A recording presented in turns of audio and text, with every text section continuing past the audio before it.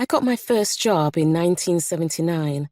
I was 16 and in need of a job to supplement my meager income from pocket money. The previous month of Saturdays had been a steady routine of get up, get dressed, head to the market, and then spend the next few hours asking stallholders for work. I was prepared to begin work that very day, I would tell them. Every time I would get the same reaction, a brief glance, but no work available. I was delighted when I got a job in the branch of a national supermarket chain. 40 years later, I still remember the interview. A lengthy one-way conversation with a personnel lady in a small but clean upstairs office.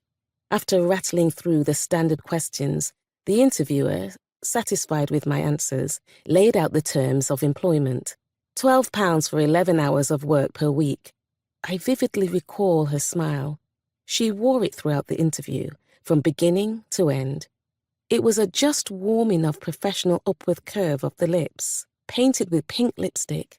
She probably wore that smile even when she fired people. Nothing was said about my race, apart from one thing. "You'll be treated exactly like all the other Saturday girls," the personnel lady said. "And you can do everything the white girls can, except work the meat counter." I blinked.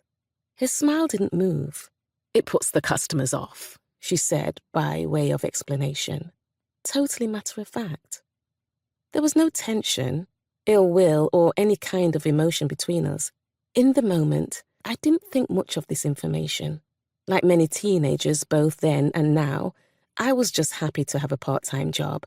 No nonsense comment about meat counters was going to discourage me. My interview took place at a point in history when male store managers still openly and overtly slapped the ladies' bottoms to speed up shelf stacking. So, when I shared what the personnel lady had said with my friends, both black and white, we all treated it as a joke.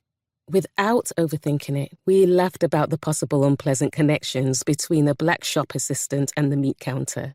Would a cut or plaster on my finger make people think a piece of my finger had fallen into their meat? Did they think I was dirty or muddy? I enjoyed my time as Saturday girl.